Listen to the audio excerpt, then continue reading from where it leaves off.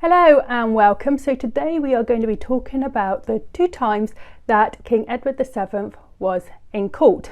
Now, these happened while he was still Prince of Wales, so he wasn't king just yet. And while he was Prince of Wales and also while he was king, Edward was actually known as Edward the Caresser and Dirty Bertie because he had loads of mistresses.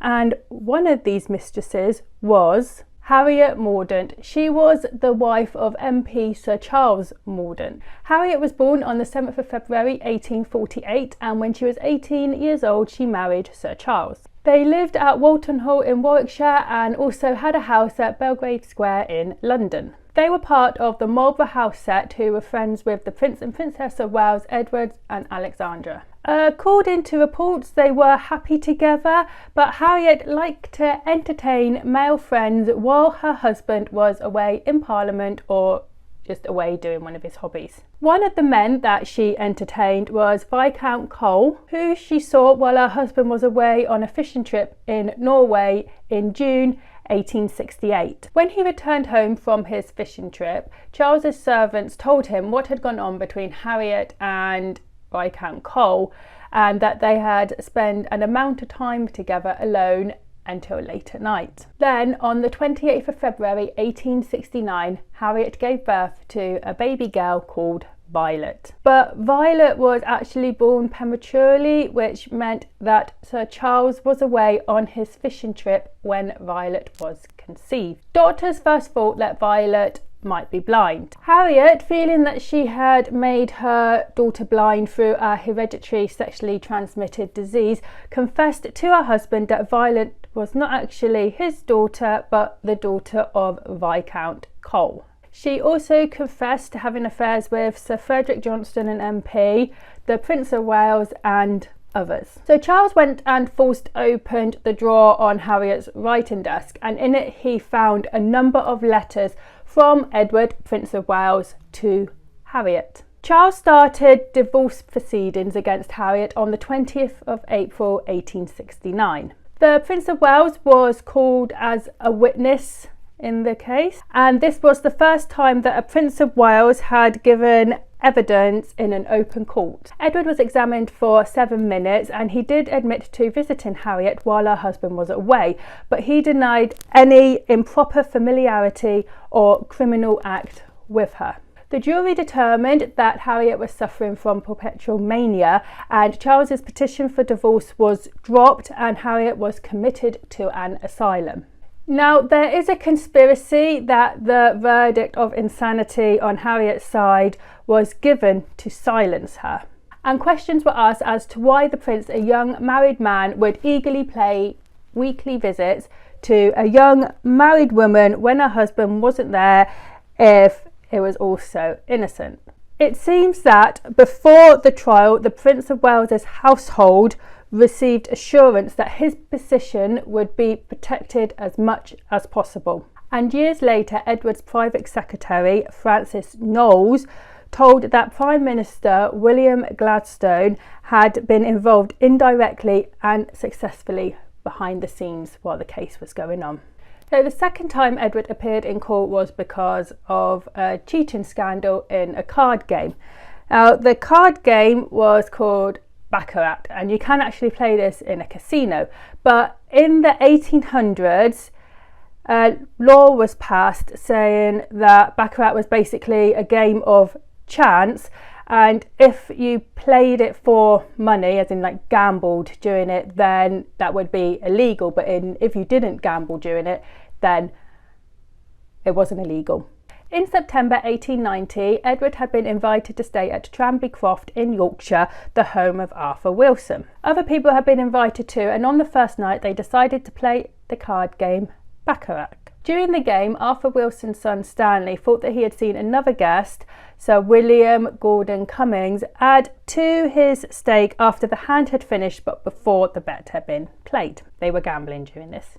Stanley thought that he had seen Sir William cheat again, so he turned to the man next to him, Berkeley Levitt, and told him his suspicions. Now, Berkeley watched Sir William for a while and he agreed with Stanley that Sir William was cheating. Stanley and Berkeley told Stanley's family their suspicions, and the next night when they came to play the card game again, Sir William was surrounded by the Wilson family at the table. By the end of the game, Mary Wilson, Lysett Green and his wife, and Stanley Wilson were all convinced that Sir William had been cheating, though they differed in what they saw. However, people that were sitting closer to Sir William, such as the Prince of Wales, Lady Coventry, who was sitting right next to Sir William, and Berkeley, who was sitting opposite William, didn't see a thing.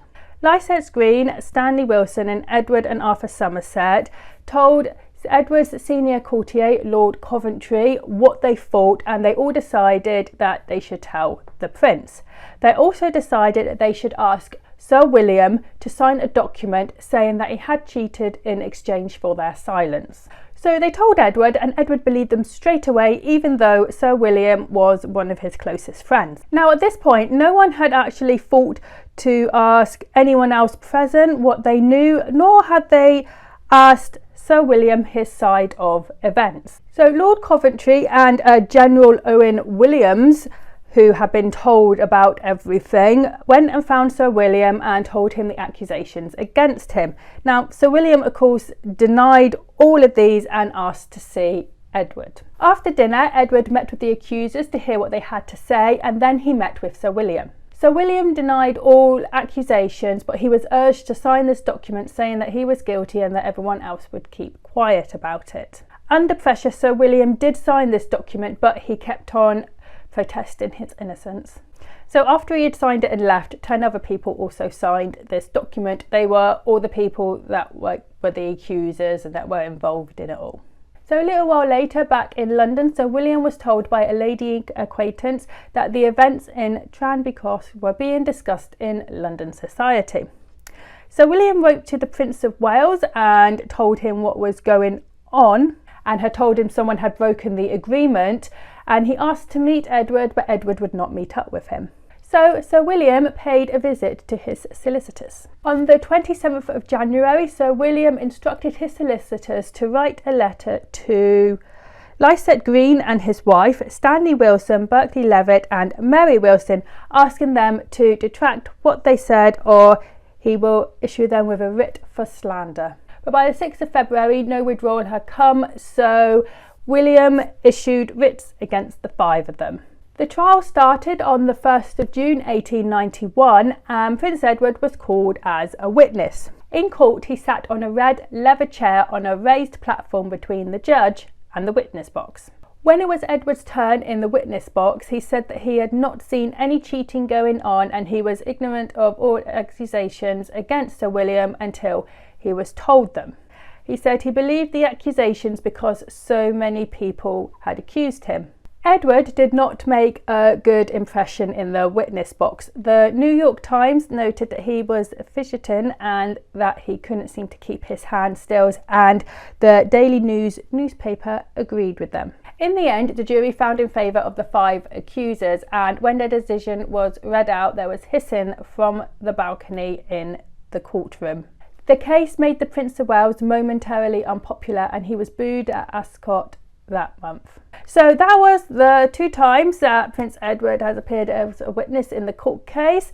I know that I didn't really go into details in the actual court case process, but I wanted to sort of limit it to Edward's role in the case. I hope you enjoyed this video. If you did, like and subscribe, and then I'll see you next time. Bye.